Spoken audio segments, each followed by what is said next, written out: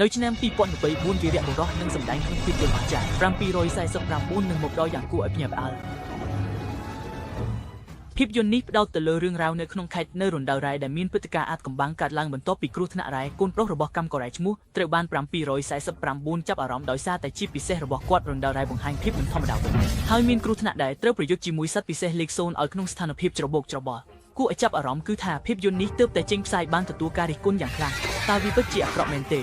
នៅថ្ងៃទី5ខែមិថុនា18ឆ្នាំមុននៅរណ្ដៅរ៉ែក្នុងខេត្តមានបញ្ហាធំមួយកើតឡើងគ្រោះថ្នាក់រ៉ែបានកើតឡើងយ៉ាងភ្លាមបណ្ដាលឲ្យកម្មកររ៉ែ47នាក់ស្លាប់ដោយអកុសលបន្ទាប់ពីការសង្គ្រោះយ៉ាងតានតឹងរយៈពេល7ថ្ងៃទើបបានជួយសង្គ្រោះកម្មកររ៉ែម្នាក់ដែលរស់រានមានជីវិតពីបាត់រណ្ដៅយោងតាមការប្រកាសរបស់កម្មករនោះនៅពេលគេចខ្លួនយ៉ាងអន្ទាក់សាគាត់បានប៉ះពាល់ទៅនឹងគ្រាប់ពូជនៃសត្វមិនស្គាល់នៅក្រោមដីនិងឆ្អឹងនៃជីវសាស្ត្រមួយក្នុងពេលតែមួយគាត់ក៏បានរកឃើញបំណែកលោហៈអាថ៌កំបាំងជាច្រើនផងដែរបន្ទាប់មកព្រឹត្តិការណ៍នេះត្រូវបានចាត់ទុកជាឯកសារសម្ងាត់ដ៏សំខាន់បំផុតនៅពេលនោះ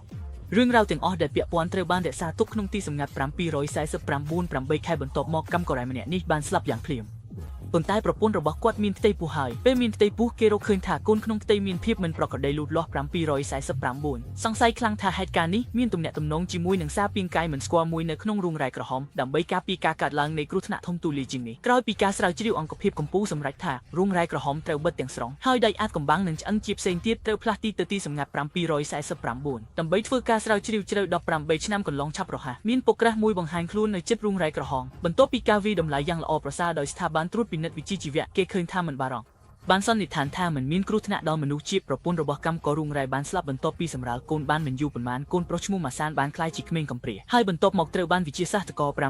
749ឈ្មោះម៉ាជុកទទួលយកមកចិញ្ចឹមដោយសារតែបានបន្សល់ទុកមេរោគរបស់ឪពុកម៉ាសានមានស្លាប់ពីដោយសារតែបុកបុរសរបស់គាត់ទោះបីជាមានភាពស្រស់ស្អាតដូចជាតួអង្គក្នុងរឿងព្រេងនិទានក៏ដោយក៏ត្រូវបានមិត្តក្មេងជាច្រើនយកមកធ្វើជាកំប្លែងដើម្បីស្រាវជ្រាវអំពីមុខងារបំលែងរបស់ម៉ាសានយ៉ាងជ្រាលជ្រៅម៉ាជុកនិងស៊ុនអ៊ូនាងបាននាំគាត់ចេញពី749ហើយបន្ទាប់មកពួកគេបានបើកហាងរាត្រីមួយជាមួយគ្នាម៉ាជុកនិងស៊ុនអ៊ូនាងបានក្លាយជាឪពុកម្ដាយចិញ្ចឹមរបស់ម៉ាសានរហូតដល់រូងរ៉ែបានបង្ហាញខ្លួនម្ដងទៀតជីវិតរបស់គ្រួសារមួយក៏នឹងត្រូវបានរំខានលើផ្ទៃមុខម៉ាជុកជាម្ចាស់ហាងរាត្រីប៉ុន្តែក្នុងការពិតគាត់នៅតែជាសមាជិករបស់749ដែលមានបំណងស្រាវជ្រាវអំពីម៉ាសានដោយសម្ងាត់ហើយបន្ទាប់ពីរូងរ៉ែមានការផ្លាស់ប្ដូរម្ដងទៀតម៉ាជុកបានចូលទៅក្នុងប្រព័ន្ធទិន្នន័យខាងក្នុងរបស់749ដោយជោគជ័យហើយបានដឹងថាក្នុងរូងរ៉ែបានរកឃើញកូនសត្វមិនស្គាល់មុខថ្មីមួយ749បានរៀបចំពលករដើម្បីទទួលបានគំរូសម្រាប់ការស្រាវជ្រាវសត្វនេះមានសមត្ថភាពសម្របខ្លួននិងរស់នៅបានយ៉ាងខ្លាំងវាមិនត្រឹមតែអាចរំលាយនិងស្រូបយកលោហៈនិងប្រូតេអ៊ីនផ្សេងទេប៉ុន្តែវានៅតែអាចបរបាញ់សត្វដែលមានទំហំធំជាងខ្លួនជាច្រើនដងបានផងដែរបន្ទាប់ពីព្យាយាមវិធីជាច្រើនដើម្បីកំទេចសត្វនេះក៏មិនទាន់ទទួលបានលទ្ធផលពេញចិត្តអ្នកវិទ្យាសាស្ត្រព្យាករណ៍ថាហានិភ័យរបស់វាចំពោះមនុស្សលើកពីការស្មានមិនយូរប៉ុន្មានក្រោយមកការិយាល័យ749បានរៀបចំកម្លាំងមនុស្សម្ដងទៀតដើម្បីធ្វើការស្ទង់មើលរណ្ដៅរ៉ែហើយលទ្ធផលគឺមានឃាតកម្មមួយដែលគួរឲ្យខ្លាចកើតឡើងងាយស្រួលក្នុងការស្រាវជ្រាវការិយាល័យ749បានដាក់ឈ្មោះសារពាង្គកាយនេះថាសត្វលេខ0ជីវៀងការរីករាលដាលនៃសត្វលេខ0នាយកការិយាល័យជូតុងប៉ូបានសម្រេចចិត្តឲ្យមីសានមកវិញធ្វើការស្រាវជ្រាវបន្ទាប់ពីមីជូកមើលវីដេអូខាងក្នុងរួចមកគាត់បានដឹងផែនការរបស់ការិយាល័យ749ហើយសម្រេចចិត្តឲ្យមីសានរត់ទៅស៊ីមិនស្វែងរកមិត្តចាស់គាត់ប៉ុន្តែមីសានមិនបានត្រៀមខ្លួនទេដូច្នេះគាត់ក៏មិនបានគ្រោងចាក់ចេញដែរប៉ុន្តែមនុស្សនៅការិយាល័យ749មិនបានផ្ដល់ឱកាសឲ្យគាត់ស្ទាក់ស្ទើរទេក្នុងរយៈពេលប៉ុន្មាននាទីគេបាននាំមនុស្សមកដល់ក្លឹបរាត្រីហើយត្រៀមខ្លួនដើម្បីនាំមនុស្សចេញទៅបន្ទាប់ពីបានដឹងព័ត៌មាននេះគាត់បានជូនដំណឹងទៅឲ្យនាំចេញទៅភ្លាមបន្ទាប់ពីក្រុមមនុស្សច្រើនរបស់មកដល់គេបានរកឃើញថាបានគេចរួចទៅហើយប៉ុន្តែផ្លូវគេចរបស់មិនសូវរលូនទេពីរនាក់បានជួបនឹងការត្រួតពិនិត្យរបស់ប៉ូលីសចរាចរណ៍នៅពាក់កណ្ដាលផ្លូវបានផ្ដល់យោបល់ឲ្យទៅជិះរថភ្លើងក្រោមដីដើម្បីគេចខ្លួនដូច្នេះបានជិះកង់ឆ្លាតវៃដើម្បីគេចផុតពីការស្វែងរកប៉ុន្តែទើបតែជិះដល់តាមផ្លូវក្នុងទីក្រុងគេត្រូវបានក្រុមមនុស្សមួយក្រុមចាប់អារម្មណ៍ដំបូងមានមនុស្សម្នាក់បានបោះកាបូបលុយឲ្យគាត់ហើយបង្អាប់ថាគាត់ជាចោរអ្នកល្បាតបានរត់មកជុំវិញភ្លាមហើយទាំងពីរប្រកួតប្រជែងគ្នានៅតាមផ្លូវបានជិះឡើងលើដំបូលអគារដើម្បីគេចខ្លួនខណៈពេលដែលអ្នកនៅពីក្រោយមិនឈប់តាមដានចុងក្រោយគាត់បានប្រើសមត្ថភាពពិសេសរបស់គាត់លោតទៅលើដំបូលអគារដែលនៅឆ្ងាយ5ម៉ែត្របានគាត់គិតថាគាត់បានគេចផុតហើយប៉ុន្តែពេលចូលទៅក្នុងស្ថានីយ៍រថភ្លើងក្រោមដីគាត់មិនបានគិតថានឹងធ្លាក់ចូលក្នុងអន្ទាក់របស់គេឡើយរហូតដល់ពេលគាត់អង្គុយលើរថភ្លើងក្រោមដីគាត់ទើបដឹងវាបានប្រែคล้ายថាអ្នកដែលចាប់ខ្លួនគាត់កំពុងឈរនៅខាងក្រៅទ្វាររថភ្លើងក្រោមដីរថភ្លើងក្រោមដីបានចាប់ផ្ដើមផ្លាស់ទីហើយលបឿនកាន់តែលឿនទៅ Machine បានដឹងថាវាមិនអាចទៅរួចទេសម្រាប់គាត់ក្នុងការរត់ចេញដូច្នេះគាត់ត្រូវតែអង្គុយរងចាំឱកាសឆេហួរបានបង្ហាញខ្លួនហើយអង្គុយក្បែរគាត់រថភ្លើងក្រោមដីយ៉ាងលឿនឆ្ពោះទៅត្រង់ឆ្ពោះទៅកាន់ការិយាល័យលេខ749 Machine ត្រូវបាននាំត្រឡប់ទៅ700វិញនៅក្នុងជំពូកទី49សៀវហួយញឹមនឹងស្វាគមន៍គាត់ត្រឡប់មកវិញនៅ79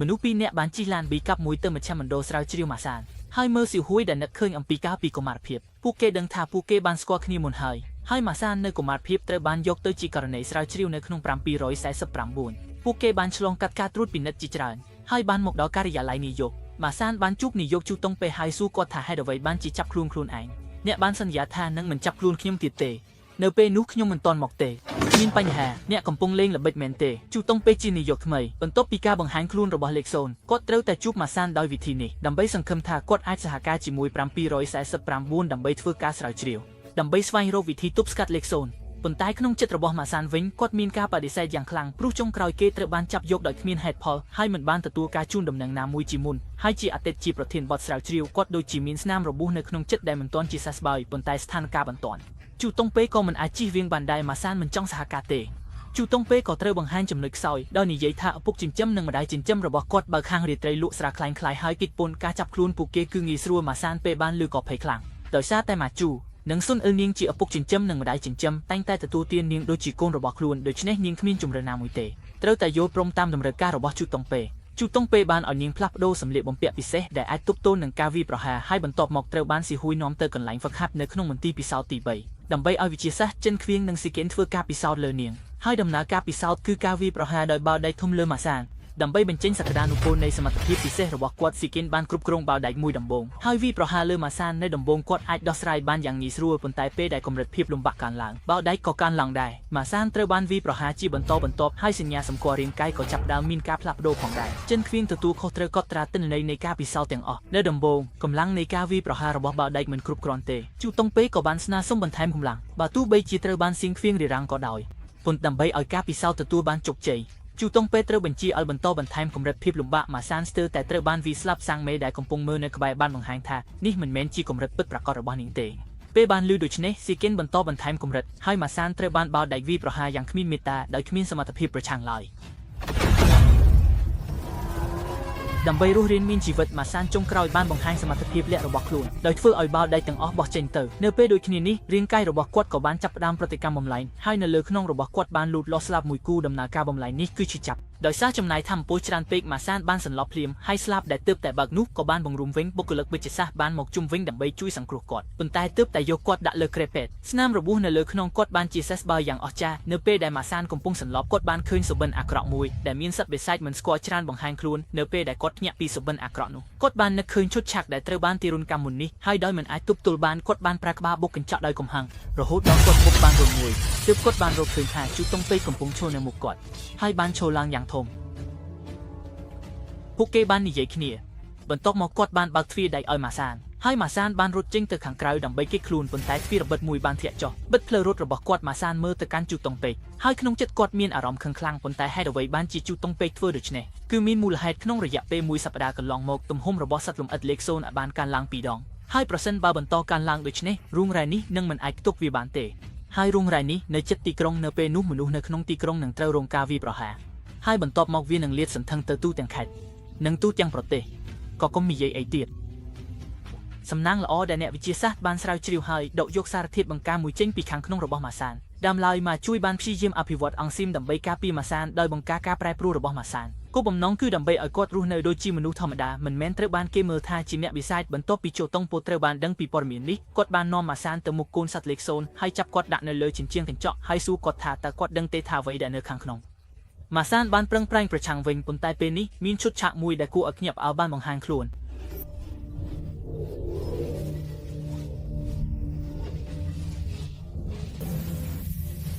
តាមរយៈការប៉ះពាល់ជាមួយ Lin Hao ម៉ាសានបានឃើញរូបភាពនៃពិភពអនាគតដែល Lin Hao បានលេបត្របាក់ពិភពលោកគាត់ភ័យខ្លាចខ្លាំងណាស់ហើយបានរត់គេចផុតពីការខ្សែសង្វាក់ចិនគួងសួរម៉ាសានថា Lin Hao បាននិយាយអ្វីទៅគាត់ខ្លះប៉ុន្តែម៉ាសានមិនហ៊ាននិយាយចិនគួងគិតថាព្រោះម៉ាសានអាចនិយាយជាមួយ Lin Hao បានគាត់អាចនាំគាត់ចូលទៅក្នុងការិយាល័យ749បានហើយជីវតុងពោក៏យកព្រមផ្ដល់ឲ្យគាត់នៅការរៀបចំផែនការ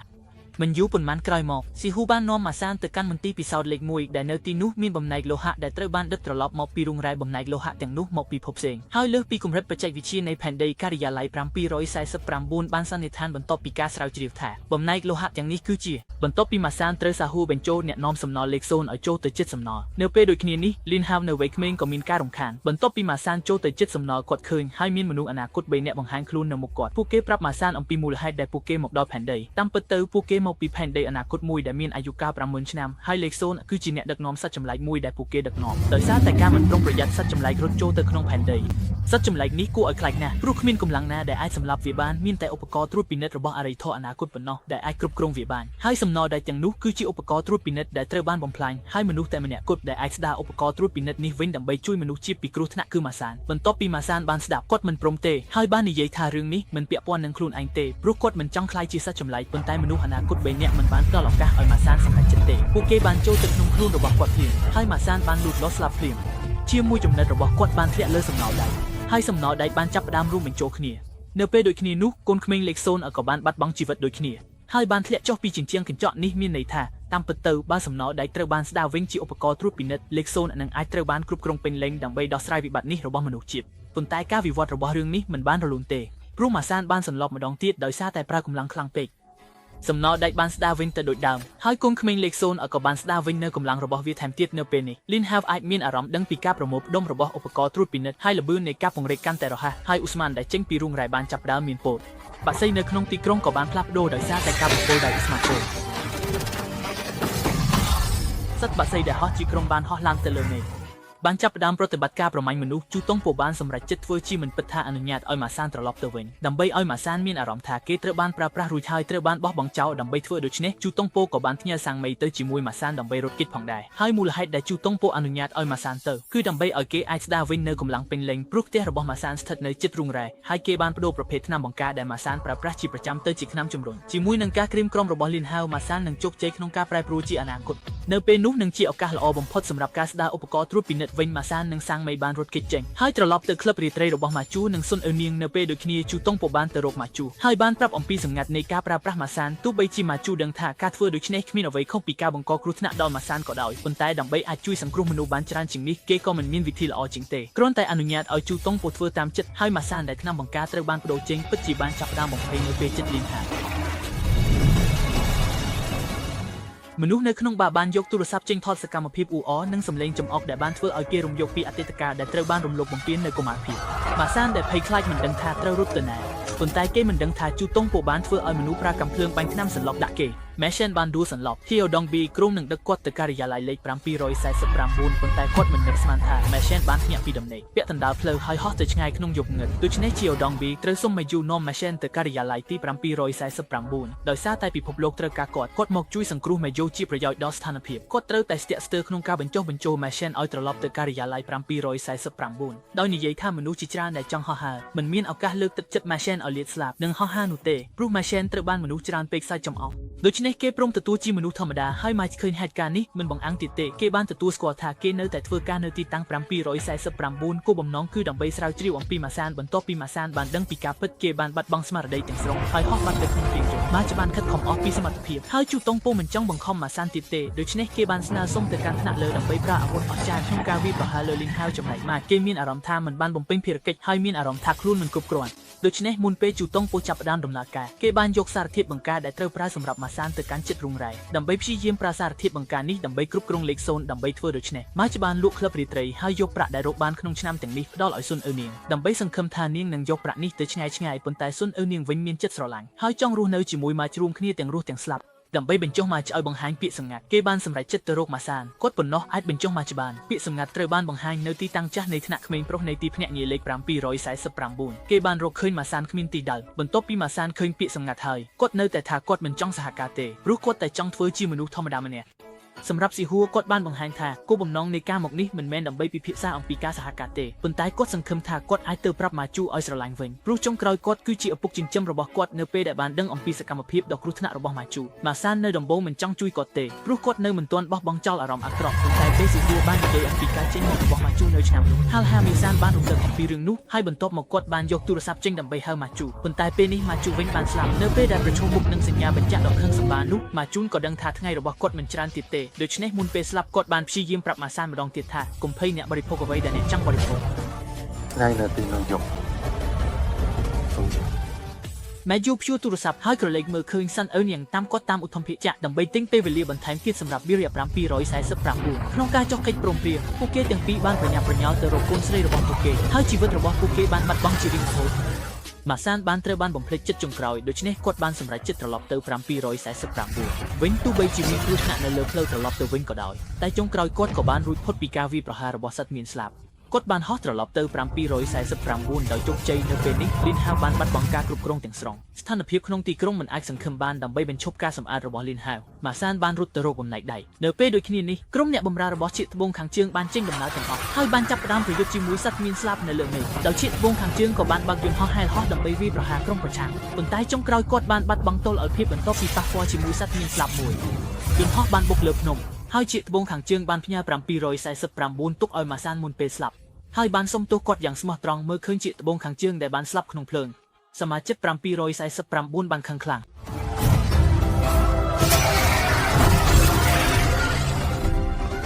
ម៉ាសានបានរត់ចូលក្នុងមន្ទីរពិសោធន៍បំណែកដៃបានរួមបញ្ចូលគ្នាដោយសារសកម្មភាពនៃវាម៉ាញ់ជិកនៅពេលដូចគ្នានេះស្នែងរបស់លេខ0ក៏បានបង្ហាញខ្លួននៅក្នុងមន្ទីរពិសោធន៍ហើយក៏បានលេបបន្លំបំណែកមួយផងដែរសូម្បីតែស៊ីហ៊ូក៏ត្រូវបានរួមចូលក្នុងស្នែងដ៏ធំរបស់លេខ0ហើយបានលើកក្បាលភ្នំដោយសម្ពាធហើយគ្រប់គ្រងបំពង់កមើលឃើញស៊ីហ៊ូដែលត្រូវបានរួមចូលក្នុងរាងកាយរបស់លេខ0ហើយបានបង្កើតការមើលឃើញចម្លែកម្ដងទៀត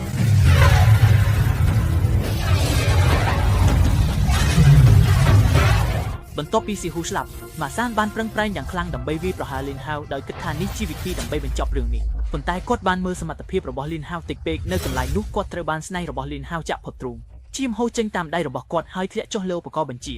ដែលបានធ្វើឲ្យវាត្រូវបានធ្វើឲ្យដំណើរការភ្លាមនោះភ្លើងបាញ់បញ្ចេញពន្លឺភ្លឺចាំងថាំពូននៃពន្លឺបានធ្វើឲ្យលេខ0ឲ្យคล้ายជាមិនច្បាស់ភ្លាមហើយបន្ទាប់មកបែកបាក់ដូចជាតែទឹកកកបន្ទាប់មកនោះគឺជាការបាត់បង់នៃសារពាង្គកាយលេខ0និងការបាត់បង់នៃសត្វព្រៃនៅលើមេឃជាមួយនឹងការបាត់បង់នៃលេខ0ឧបករណ៍បញ្ជាក៏ចាប់ផ្ដើមបំលែងរាងយឺតហើយបន្ទាប់មកបានបង្កើតជាភាពរចនាសម្ព័ន្ធដូចជាកន្លែងព្យួរយានអវកាសដ៏ល្អឥតខ្ចោះរបស់ម៉ាសានបានធ្លាក់ចុះពីច្រកចូលនៃយានអវកាសហើយអ្នកអវកាស3នាក់ក៏បានចេញពីក្នុងរាងកាយរបស់គាត់ហើយពួកគេបានអបម៉ាសាននៅចន្លោះកណ្ដាលហើយនិយាយមិនឈប់ថាគាត់បានជួយសង្គ្រោះពួកយើងនិងភពផែនដីនេះយានអវកាសធ្វើជុំហើយចាក់ចេញពីផែនដីអ្នកត្រូវបញ្ចប់នៅក្នុងសំណល់749អ្នកបញ្ចេញមើលទៅកាន់ម៉ាសានកំពុងអណ្ដែតនៅកណ្ដាលអាកាសនៅពេលនេះម៉ាសានកំពុងគេងស្រមើស្រមៃឃើញឪពុកម្ដាយចិញ្ចឹមរបស់គាត់នៅក្នុងសុបិនហើយគាត់នឹកឃើញពាក្យលើកទឹកចិត្តឪពុកចិញ្ចឹមរបស់គាត់និយាយដូច្នេះគាត់បានឈ្នះការភ័យខ្លាចក្នុងចិត្តរបស់គាត់ហើយធ្វើឲ្យស្លាប់ខ្លាយជាជំហានមួយនៃរាងកាយរបស់គាត់ហើយហោះទៅកាន់ពិភពលោកធំទូលាយចុងក្រោយម៉ាសានបានជោគជ័យក្នុងការបើកដំណើរការឧបករណ៍ត្រួតពិនិត្យហើយបំផ្លាញសត្វសូន្យគួរឲ្យខ្លាចនិងវិបត្តិជាច្រើនដែលវាបង្កើតឡើងគាត់មិនត្រឹមតែបានជួយសង្គ្រោះទីក្រុងមនុស្សជាតិទេប៉ុន្តែក្នុងដំណើរការនេះគាត់ក៏បានបញ្ចប់ការសង្គ្រោះខ្លួនឯងនិងឈ្នះការភ័យខ្លាចក្នុងចិត្តចំពោះការផ្លាស់ប្ដូររបស់ខ្លួនយានអវកាសដែលបានបំលែងពីឧបករណ៍ត្រួតពិនិត្យបានយឺតយ៉ាវចាក់ចេញជាមួយភ្ញៀវពីខាងក្រៅផែនដីចំណែកម៉ាសានវិញគាត់បានយកក្តីសង្ឃឹមនិងភាពក្លាហានចំពោះអនាគតហើយហោះទៅកាន់ពិភពលោកដ៏ធំទូលាយនិងមិនស្គាល់ដើម្បីក្លាយជាវីរបុរសដែលការពារប្រទេសផែនដី